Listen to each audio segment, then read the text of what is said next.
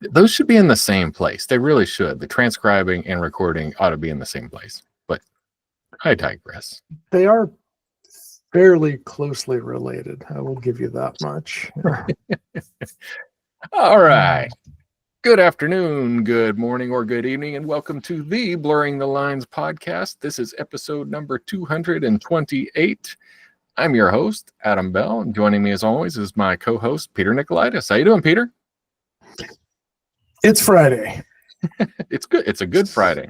It's a good Friday. Yes, it's a good day to be a Friday. Yes, I'm doing well. How about yourself? Oh, yeah. Yeah, I'm doing well.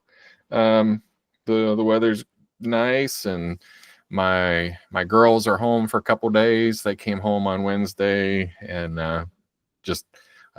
we did a Seder dinner at church, and so they came in for that, which was fun. And then my oldest is going back. She's in law school, so she's got to study a lot. So she's going back to study because while the rest of the world gets to have a little vacation, she's got exams coming up. Good. Keep them busy. Keep her out of trouble. Yeah, she's not out partying with guys, so this is better. She'll thank you later. Yeah, I'm sure she will. That's exactly what.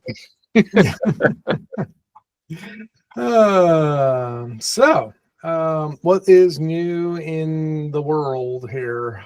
In the world here. So our last episode 227, which was a crossover with Friends with Brews. You know, I got to apologize to Scott because I didn't record the intro. He started off and it wasn't recording. So I know he made a special intro just for us. And if you want to listen to it, you're going to have to go to the Friends with Brews podcast to hear the first 3 or 4 seconds of intro. I guess we'll put a link to that in the show notes. So that was good. But that was a fun episode that we had. Indeed. So cool. Yeah. So we missed part of the intro, but we found the other part of the intro now. So we've found that. So that's good. That's good. It has been found. Yep. Excellent. So health-wise, I'll be doing 7.5 miles tomorrow. That's going to be, I think that's my longest run since the half marathon I did last year in November. Cool. So starting to ramp back up to some serious mileage. So I'm excited about that. Well, and my daughter is doing a lot more miles. So she did a half marathon last weekend. And she ran 10 miles yesterday. And so she's doing, I'm not sure she's doing the full Music City Marathon next weekend or if it's the half that she's doing. But okay. I didn't know you were running 10 miles. So that's a good run. I have a bet with this gal who's running Boston on Monday. And the Boston one? The Boston. The yes, Boston. The Boston Marathon. That is Monday, official holiday here in Massachusetts. But I said whoever runs fewer miles this week has to buy the first round of drinks next week.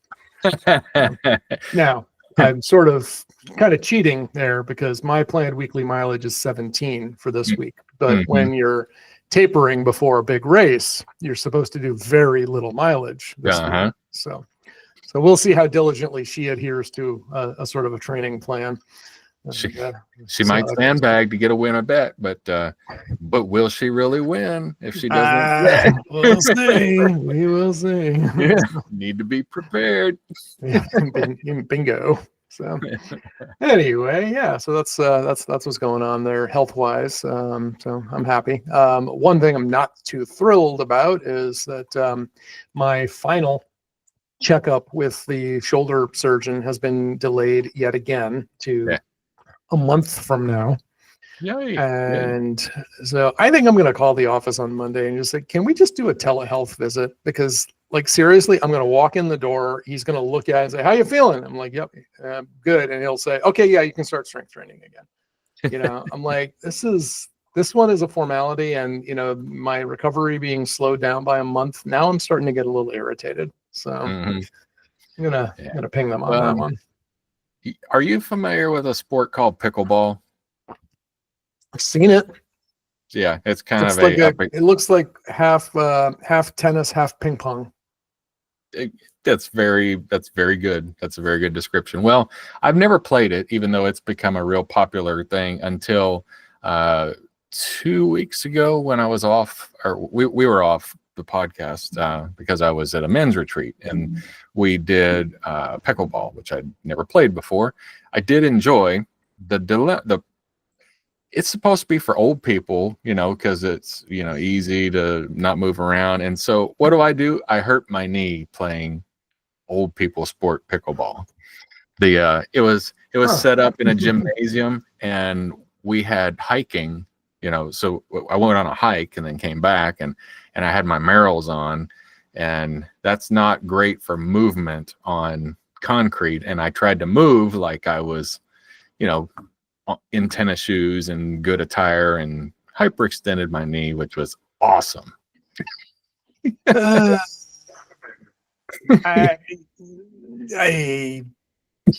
man, I just don't know what to say. Yeah, it's the joys of getting old. The choices don't do anything. Yeah, well, I mean, you're talking to the guy who retore his rotator cuff by stretching in bed. So, yeah, it's freaking pathetic, man. But yeah, we didn't, like I said, health wise, that's where I am. So I've been doing religiously, getting up and doing yoga, because I've got, yoga and then walk as far as I can. So today I walked my normal length that I do every day, twice a day with the dog, which is a little over 1.25 miles. That's just my casual walk. And I got back up to that because I hadn't been able to do that full length because it hurt. Yep. Yeah, it's all about maintenance at this stage. So. Sucks, but it's true. Yeah. So it goes. So, little IT talk. Our listeners may not know, Windows 10 goes end of life October of this year. I was going to say about 6 months from now. Yeah. About 6 months from now. And of course, we've been working on it and considering it really since last October. The problem is, getting everybody, you tell them a year ago that, it's coming up, but they're like, oh, well, I don't want to buy all new computers. Did you even listen to me? You don't have to buy all new computers. You may have to buy some new computers, but you're going to have to upgrade, which is, it's free if the hardware matches and everything, blah, blah, blah. Well, minus the cost of actually doing it. Labor ain't free, no matter what. Well, many employers would love to think that it is. Yeah, unless you have a maintenance agreement with us, and then it's free for you. Does your maintenance agreement include like full-blown operating system upgrades? Yeah, like major versions. Okay. Yeah. Yep. All labor's included. All projects are included. That's for our ultimate care and MID clients. All labor is included, no matter what. Cool.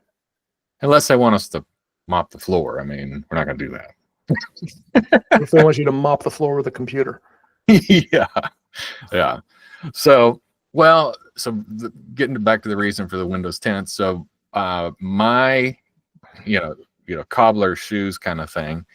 My computer at the office, I have two computers. I have an HP laptop, which was repurposed from a client who didn't want it anymore.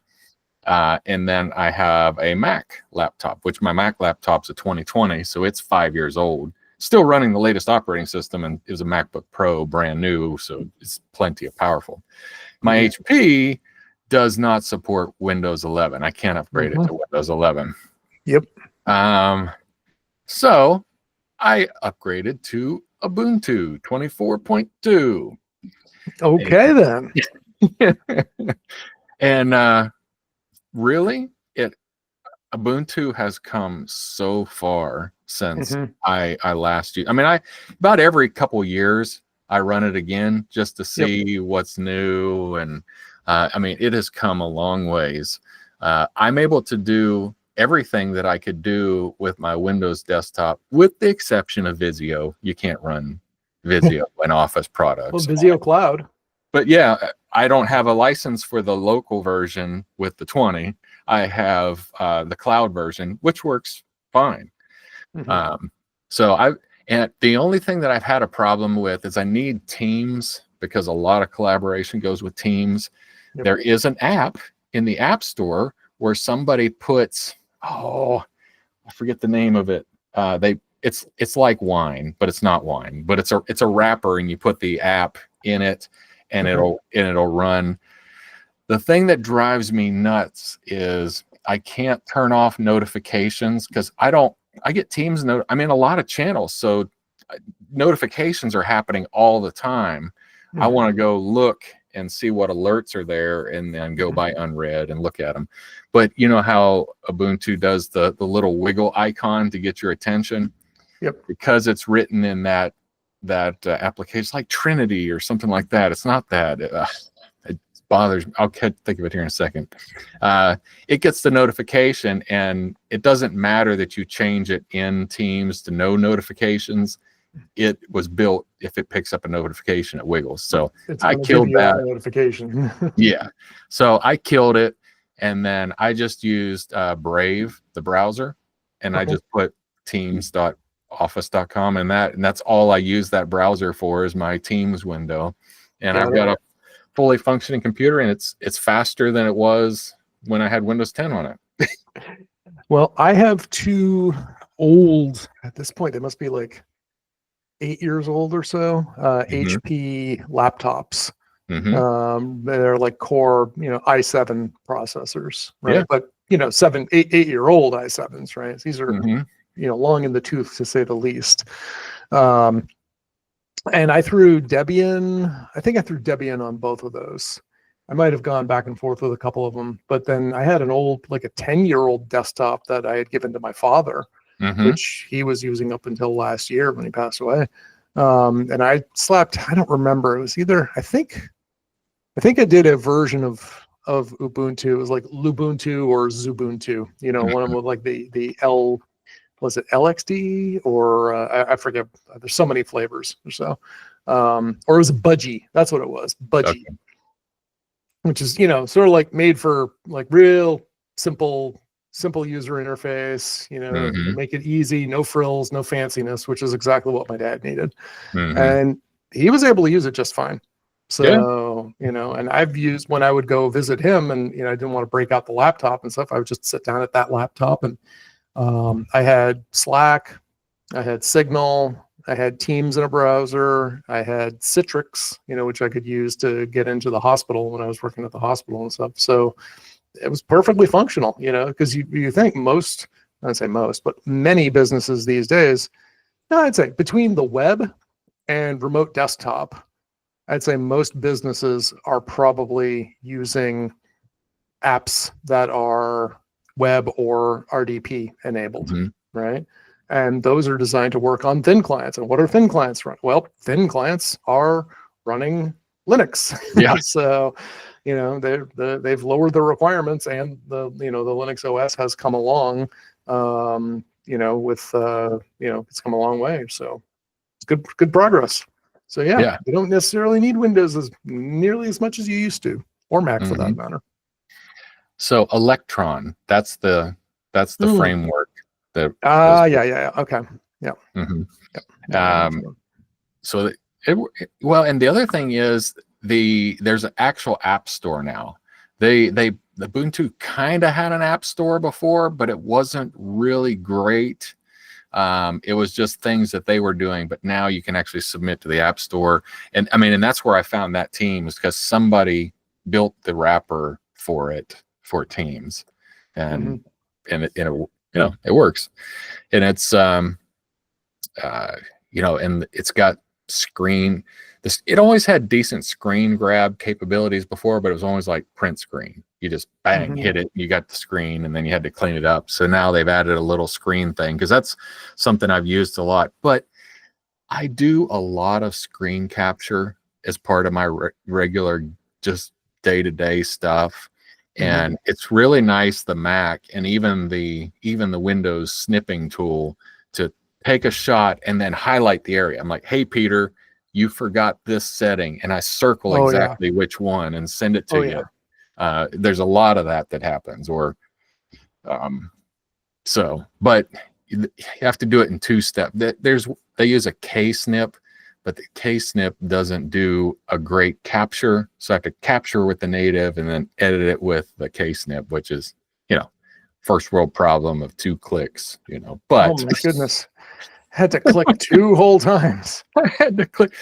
Oh wow, I have to work in a mine where I make 25 cents a day. I had to do 2 clicks with my shovel too. 2 whole clicks. So yeah, I've got that. I'm actually pretty pleased, and I got Screen Connect working on it. Great.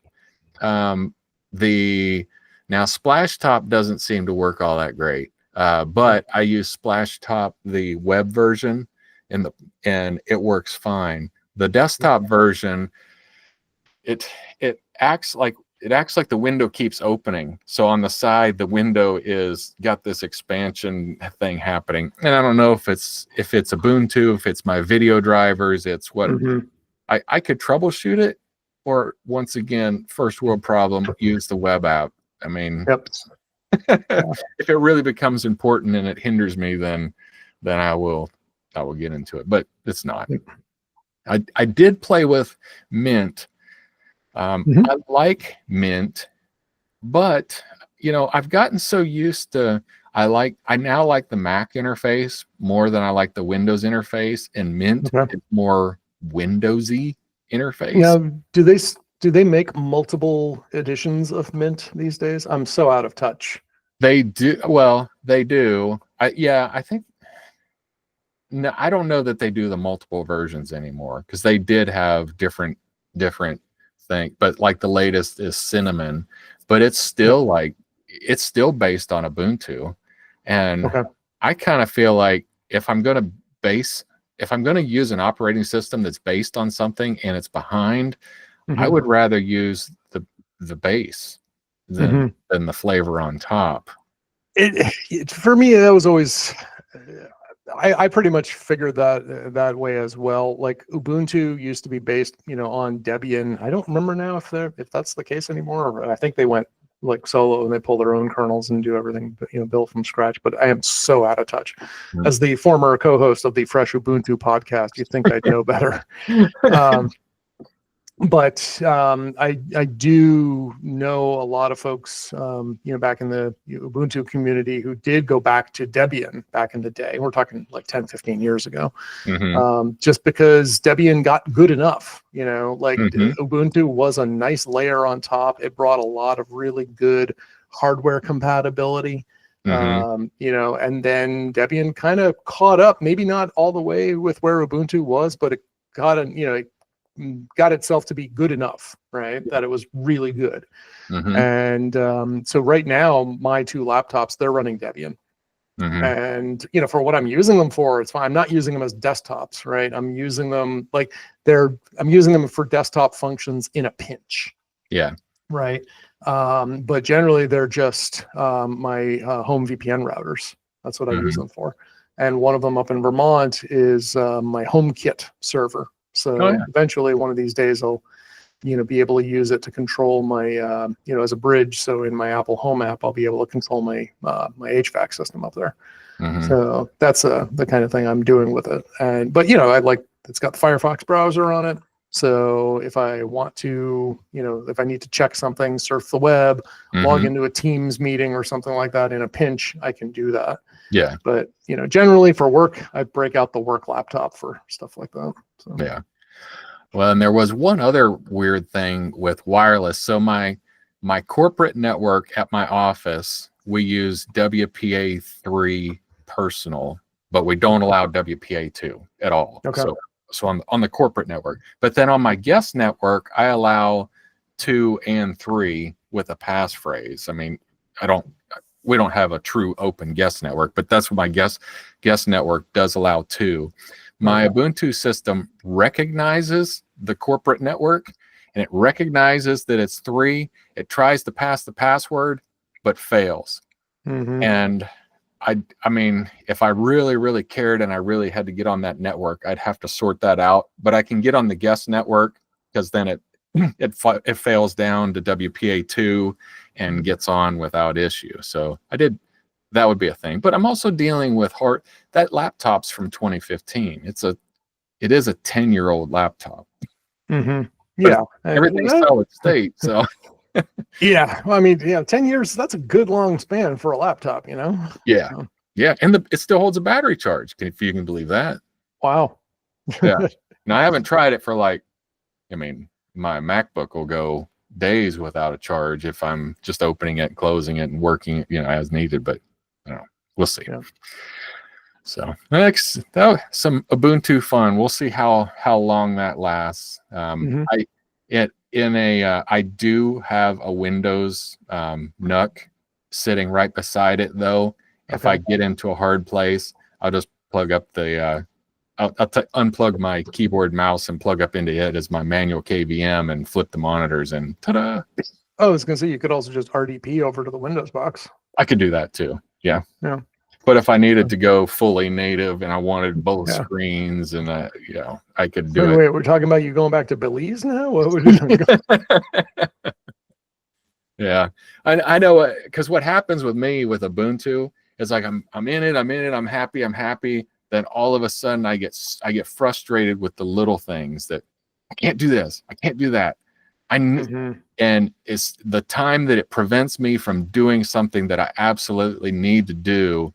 I'm like, going back to Windows. Yeah. I have to establish myself like just a hard cutoff for stuff like that, because I'll be sitting on the couch and, like some kind of thing will happen where if I was at my laptop, I'd be able to just crank this out in like 3 minutes, right? Mm-hmm.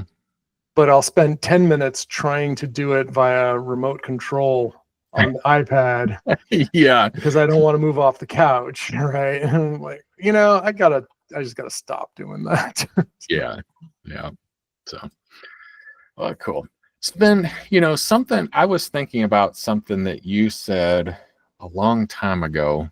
And I think we were talking about bringing devices into certain countries with gear that was essentially not programmed at all. So that because they would either take it or they would have to log in, or essentially you were concerned about them being able to get into your data. Do you remember that discussion? And so set the picture for me on that again. Okay, well, the picture is that the United States now is let's just say really hostile to people at border crossings for one thing. So, and other countries might, be reciprocating. It used to be if you were going to a hostile nation, right? Russia, China, Iran, North Korea, North Korea, oh my God. If you were going to a certain list of hostile nations, you would be encouraged to take a burner device with you, essentially. And I used to give this advice to my clients, was like, if you're going to China, you need to assume that that device will be compromised. And like when you bring it back, you must assume that, the Chinese government will be listening to everything you say and watching everything you do on that box moving forward, full stop. Yeah. And I had a client who was doing business in China, and his only comment was like, "Oh, interesting." He didn't believe it, right? So I was like, "Hey, whatever you're gonna do, I don't care." So the other concern, though, is that that the U.S. is being hostile to people as they enter the country, or possibly even re-enter the country. So essentially, when you're at a border crossing, you are at your most vulnerable, right? So not just with respect to technology, but like everything.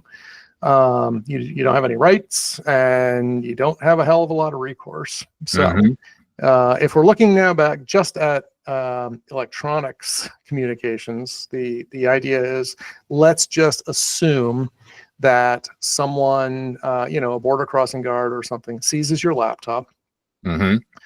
and then forces you to unlock it, or your phone or your iPad or whatnot, right? What do you do? Right. So that's the concern that we're trying to discuss, right? Right. So have I set the stage appropriately? Yeah. Yeah. Because what I was thinking about was thinking about Ubuntu with, you know, if you used your device as SSD, which you can, because this old HP laptop has an SD, not SSD, sorry, an SD card. Yeah, it has a card. And I accidentally installed the operating system to the SD card initially. But what I could have done, or I was thinking about this scenario, is I could install the operating system on the SD card, and I could remove that. I mean, get it set the way that I want it, remove that. Then I could install the operating system on the built-in hard drive. And if somebody made me pull out my laptop, I could just log into it. There's nothing to it to get to it. I mean, once you're like, oh, this is a very basic operating system, and then I get to where I'm going, I plug in my SD card and I can actually work as I had it set up, as long as they don't find and take my SD card.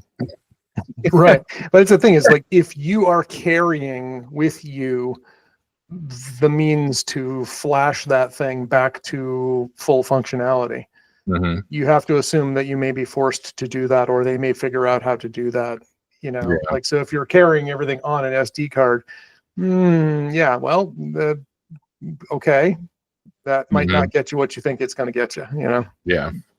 Yeah. So that might not do it. But what I was thinking was how, when I was setting up this Ubuntu, I was thinking about how easy it was for me to get it set up from scratch, because I log into Chrome, pulls up all my favorites and everything. Once I log into my password manager, has all my shortcuts and all my passwords in my shortcut manager. So I really could bring into the country a computer that is unconfigured. Yes. I mean, I could log into it. You're like, oh yeah, log into it, Peter. The password's password. Okay. Where's all your settings? I mean, what do you mean? This is my computer. This is my settings. Need to get your data. Feel free. It's there. But, once I've logged into Chrome and once I've logged into my password manager, then my files are in Google Drive. I can hop into them and grab them and work on them and then reset the whole thing before I travel back across the border. So yeah, and I need to double check on that, because like 1Password, I don't know, you use what, Bitwarden or Keeper? I forget what you use. Keeper. I don't know if they have this capability, but 1Password has a border crossing mode. So you're able to like lock down what passwords it does or doesn't take with it. You can be very selective. I have to look at that. I haven't actually used that before. But ideally you want to take nothing but like the one password that you need to get back into everything, with you. And that's it. And that's stored in your head. Right. So, then the idea is then you basically it's as if, just imagine once you arrive, you're going to go to a Best Buy or equivalent, wherever you're going, buying a new computer and starting from scratch without migrating all your stuff. Right. Yeah. So, like if you're going to bring your phone, maybe you just reset it to factory defaults. And then once you arrive where you're doing, you restore from a backup online, for example. And you do the same thing with, everything else that you're bringing. So. Well, and that kind of, this has driven me towards Passkeys. And I've actually been wanting to talk to you about Passkeys, and I haven't, it has occurred to me.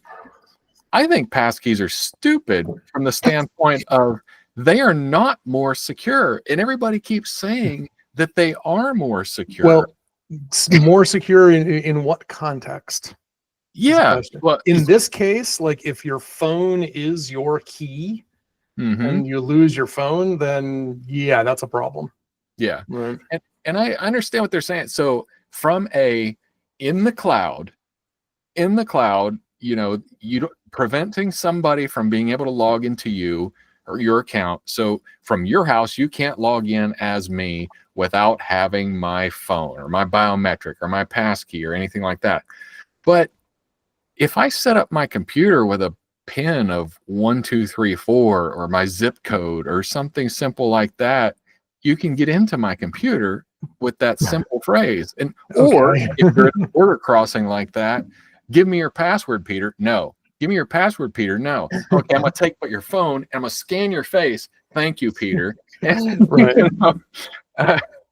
Like, now I'm into your device. Your password manager, does it open with your face? No. Well, let's just see. Oh, yes, it does, Peter. Yes, it does. Right. But again, those are, so, you know, that's something where you would want to disable that prior to border crossing. Right. Mm-hmm. So yeah, there you go. Yeah. So everything keeps wanting me to do that. And it really ticks me off. So like I'm logging into my accounting system. Well, the only time I log into my accounting system is when I'm sitting in front of a computer to do accounting. So I have my password manager, I have my MFA. I don't want to set up a pass key that I can hop into this thing for 1, 2, 3, 4. And don't prompt me on that on a computer that doesn't have the ability to do bio. I have no webcam. I have no finger scanner. I don't have a YubiKey. Why are you bothering me with this? Yeah. So, I mean, that's the thing. Like I said, it's not necessarily, that's not necessarily a fault of passkeys, right? That's a fault of implementation, right? It's like saying that passwords aren't secure, but, you know, you can take steps to make passwords secure, right? But you can also do stupid things like write them down where other people can access them, and then that's not so good. So, yeah. Implementation and operations are a very important part of security.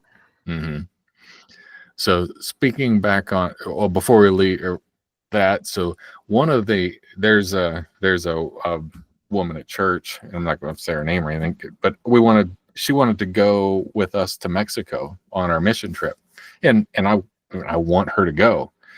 But found out that the country where, you know, she's a student from this country, and they will not, well, she has a student visa that's good until August. Well, our trip is in July. And my concern is we would go to Mexico and she would come back to the United States and then them not let her in. Because like I said, her visa ends. I mean, you may get a border patrol person that says, no, you're only good for 30 days. We're just not going to let you in. Yeah. I mean, even though she has the legal right to be back, you lose all your rights at the border. Yeah. I mean, I couldn't live with myself if I took this woman out of the country on the team and she couldn't get back into the country to, you know, finish her degree, get her job that she has spent a lifetime working towards, you know, and I'm like, yeah, I'm just not willing to. I'm not willing to risk it. Well, I am. No. I don't care. I'm not willing to risk it for you. Yeah, that sounds like a good thing to not risk. Yeah. And you know, and her, you know, and she understood it intellectually. She understood it, but emotionally, she's like, I don't want to be a captive to this country for the next 4 years. I'm like, I completely understand that. But I do know other people who have become citizens here legally, like that they're not allowed to leave the country for a period of time until the visa completes. And and that's the way it is in every other country. If I want to become a citizen, you know, have a permanent residence in Belize, not even become a citizen, I have to stay in the country for 6 months without leaving. I mean, it's part of the policy. I mean, that's the way they do it. Yep. So, but anyway, yeah, you feel the way I do. I couldn't take the risk of taking somebody out of the country and them not be able to get back in, because I've got other team members I got to go back home with. I've got to leave you. Yep. I get a little worked up thinking about stuff like this, because it's like just but this is the world that we live in, so you have to just kind of accept it and suck it up. Yeah. And it's not new. I mean, it stinks. Yep. There you go. It's not new, but it stinks. It still stinks. That's it. Yep. All right. Well, there you go. That was all I was thinking about. I kind of dominated I did have one other thing since I'm dominating the conversation today. So I did have, I've talked about web form. I like to do everything in the web. With Google, that's the only way you can do it. So I've got really proficient in Sheets, and so I want to use Microsoft, their Office 365, Excel, and the cloud. And typically it works fine. Okay. But if you're doing a lot of data, it stinks. It really stinks. And I'm really not talking about a lot of data. I had 5 tabs within the Google Sheet. And within those, I had like 400 entries per thing with computers and information. And I was going in between tabs, and I go between tabs, and the data's gone, just gone. Mm-hmm. And then I wait, and then the data shows up. And the problem is it was gone, and I thought it was gone. So then I would go grab the data from the original location and recopy it into the sheet. And then, of course, I was causing problems by doing that. But there was such a lag in getting the data into the sheet, the spreadsheet. And I was like, I'm really disappointed, because Google does this exact same thing flawlessly. So. Yeah, Microsoft and cloud is, so the big thing, I track my my running schedule, right? What I'm doing for mileage and stuff. And it's great. I can modify it. I can open it up on my phone. So as soon as I finish a run, I can open it up on my phone and add the mileage that I just did. That's great. Then when I get back to my desktop, I can have, access it on full screen on my desktop. I can put it up on my iPad, and almost every single time I do it, it gets confused. And either it says, oh, we can't edit this, you have to save a read-only copy, or, oh, you need to log back in again, or refresh it, and it just undoes whatever I just did. Microsoft just does not get the cloud. Mm-hmm. Google gets the cloud. Yeah. Right.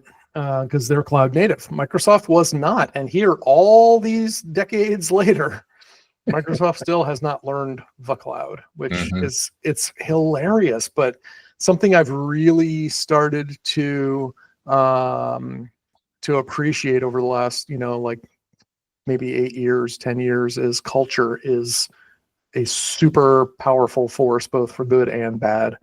Yeah. And the culture of a company means everything. And Microsoft's culture is just not cloud native. With all respect to, Satya Nadella. Sorry, dude. Well, yeah. You know who's worse than Microsoft at cloud, though? Apple. Yeah.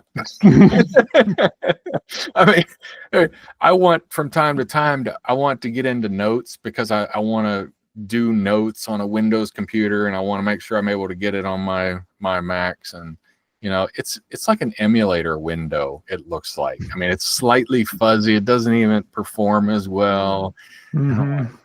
This is y'all's best cloud. I mean, other things Apple does that's cloud-based works fine, meaning all the apps. Well, all the apps they've got some cloud challenges, man. iCloud is challenging. yeah iCloud is in 8-10 years ago status, and still there. The iCloud. But things which are cloud functions, backups work fine. The synchronization between devices, like notes on my Mac, get onto my phone and my iPad as fast as I put them. But that's really client server communication. I mean, it is cloud, but it does do that well. So but anywho, I mean, don't get me wrong. So when it works, it's great. It's just that there's when stuff doesn't, it's just like, oh my goodness, why is this a problem? But no, it is really cool when cloud syncing, like when I'm typing or writing hand drawing notes on my iPad, and I just kind of like glance over and I can see it updating in near real time on my desktop. That's pretty cool, Yeah. And then, and that, I'll say that works pretty well, but a lot of other stuff is just like, I don't know. Anyway, whatever. Not gonna go down that rabbit hole. Save that for another podcast right now. So cool. All right. So, what else do you want to chat about? I don't know. I think we covered things off pretty well this time. We were quick. We were efficient. We got things done. I think we should tell people how to find us and then go enjoy the rest of this beautiful Friday afternoon. I think that's a great idea. Well, since you brought us in, I'll take us out and let everybody know that if you want to find us, you already have, but you could do it again at blurringthelinespodcast.com. From there, you'll find links to Adam. You'll find links to me. Adam can be found over on, he can be found. You just find us at blurringthelinespodcast.com. Let's just start there. And you know what? If you want to end there, that's fine too. That's as far as I'm going today. blurringthelinespodcast.com. And with that, Adam, I think it is time to push the big red button. It's hard to find, but easy to push. Once you find it, come on, where are you? I can't find it. All right, I've stopped taking notes. All right, stop taking notes. We're still recording. Still recording and stop record. Yeah.